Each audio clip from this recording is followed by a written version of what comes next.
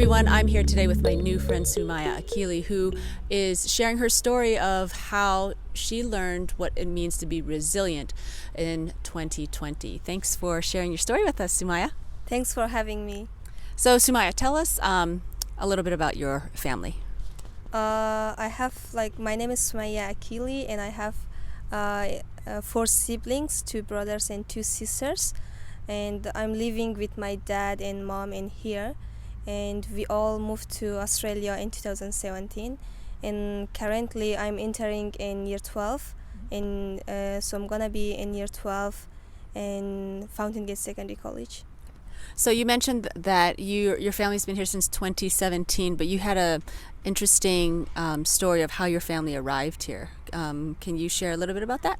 Yeah, sure. My dad came here in 2013, I think, and then he sponsored us to come here. So back then we were living in Afghanistan, and he was supporting us like economically. So we used to go to schools, we used to go to centers and study English, and yeah, just live like that.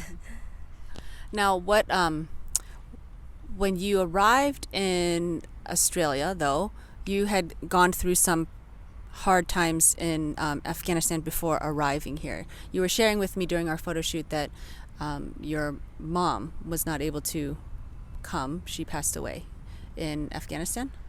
Yeah, unfortunately, I lost my mom in 2016 due to like a cancer, and so for 2 years she was like struggling with the cancer. She was like really sick.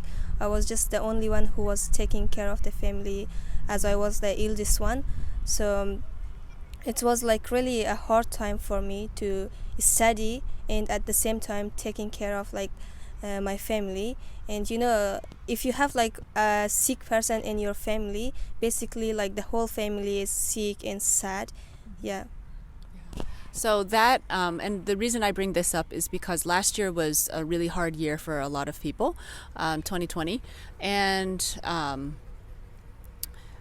tell us about how your experience with your mom going through her illness back in Afghanistan kind of prepared you in a sense for the difficult times that came to all of us in 2020.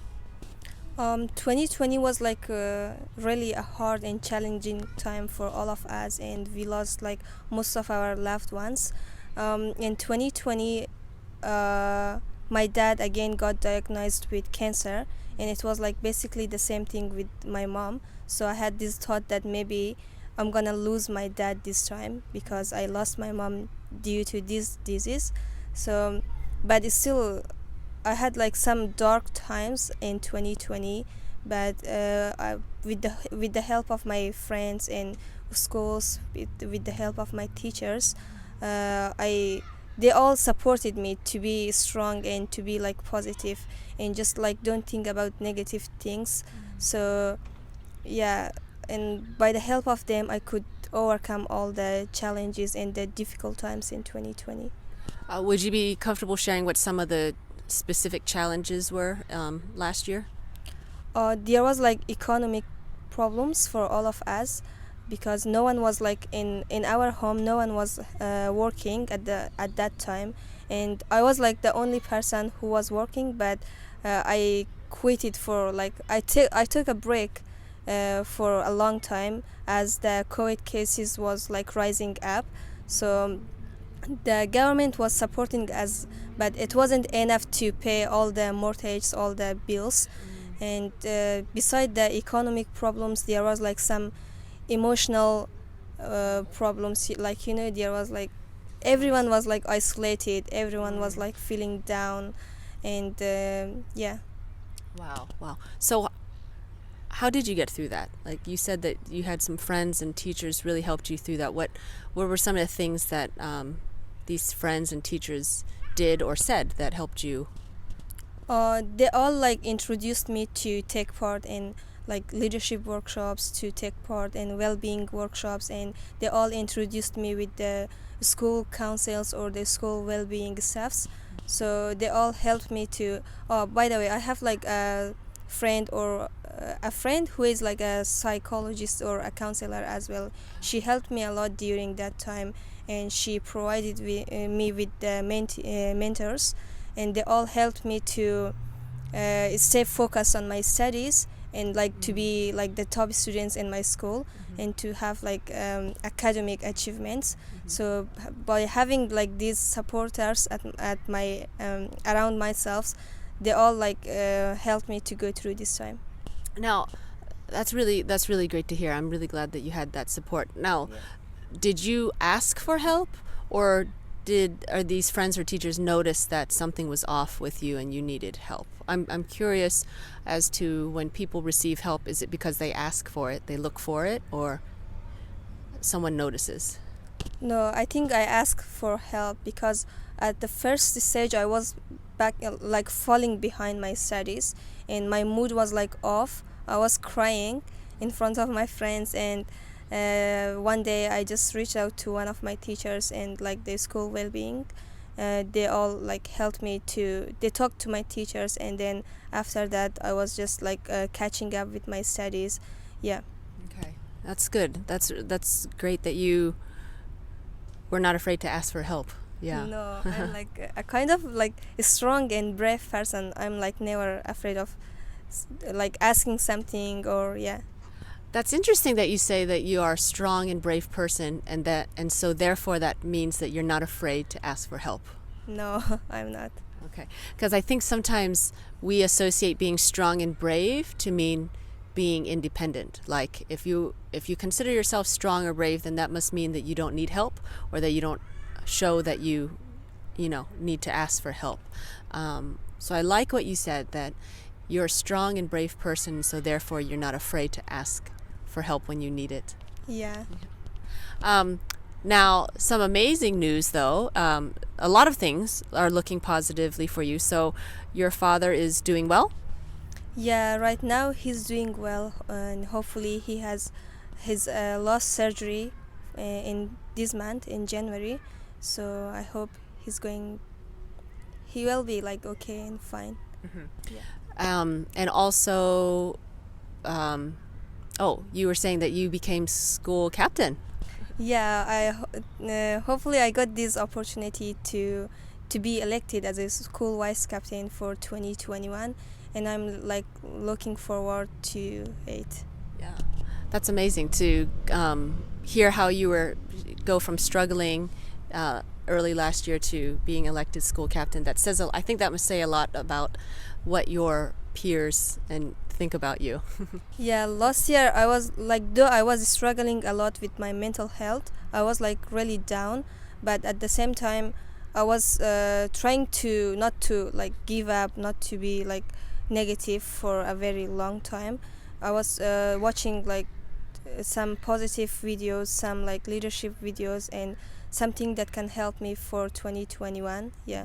And then I was just searching up with like watching some interviews, watching some techniques how to apply or how to be like a good captain, and then asking for help from my community, and they all helped me to be elected as a school captain. That's really, I'm really excited for you. I'm really happy. I think your school, tell us what school you go to.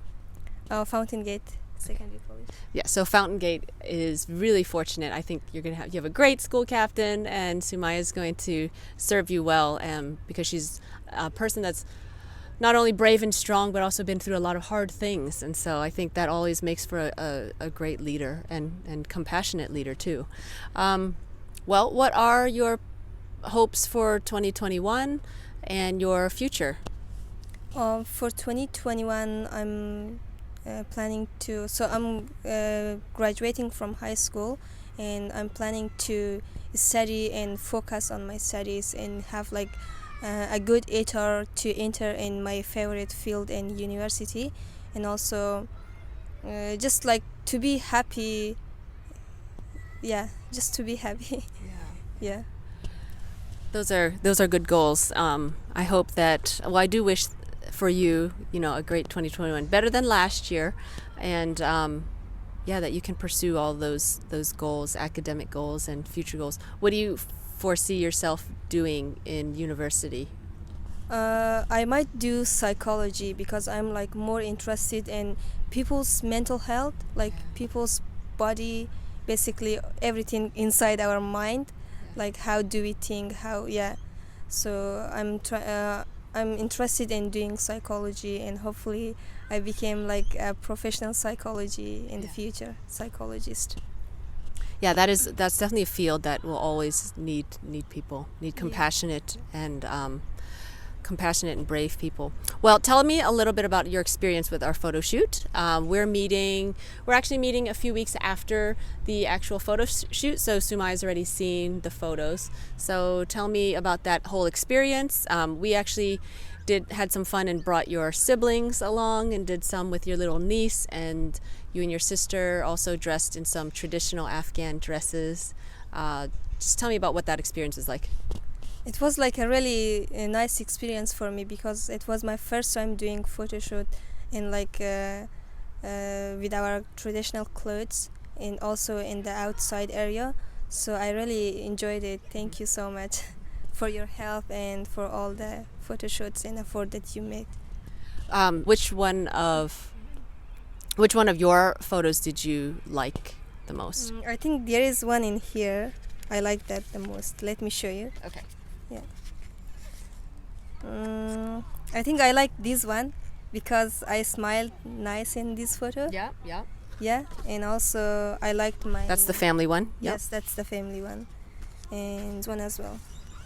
Oh yeah. The photos of me. That one's gorgeous. With the Yeah. traditional clothes. Yep. Yep. Yeah, that's it. And I like this one as well. Yeah. I also like this one with your hair. I know you said that you wish you did your hair differently, but I love this one. If there's one thing that you could leave behind and say to anyone listening about what you've learned, what it means to be resilient, what would that be? How does someone come back from difficult things? I would like to say something for anyone who are like going through a hard time at the moment. Like just the problems are coming and going, so it's not like your whole, just the problem is for one day, not for your whole life. So just think about the positive things in the future that will happen for you. Yeah, not to give up, and just like continue whatever that you like, continue doing, yeah, and pursue your goals.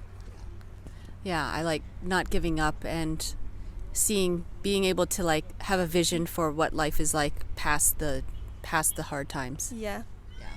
I definitely think that is something that we've all needed to learn this year, this past year, 2020, because all we could see was lockdown and pandemic, and it's hard to put that in perspective and think, okay, this will not last forever. Like we know historically in history, pandemics don't last forever. Maybe a couple years, which seems like a long time, but yeah, to envision where do I want to be when this pandemic is over, and what do I need to do, what goals do I have to get myself there. So that's I think we've all learned that, and it's good to hear that you've working on that as well. Yeah. One thing that I was about to forget was like the COVID thing, the COVID-19 taught me like to love people and to love people around yourself, because before I was just like, maybe I was like too selfish. I was maybe just focusing on myself and loving my own self, but this COVID-19 has taught me to love people around yourself, because as we lost most of our loved ones and they all like impacted on me, and yeah, just love everyone around yourself. Yeah, we never know how much time we have with each other. Yeah. Yep, exactly. Yeah. Thank you, Sumaya. And thank you, everyone, for just joining us and listening in on this episode of Project Resilient. I'll see you next time with another great story. Bye.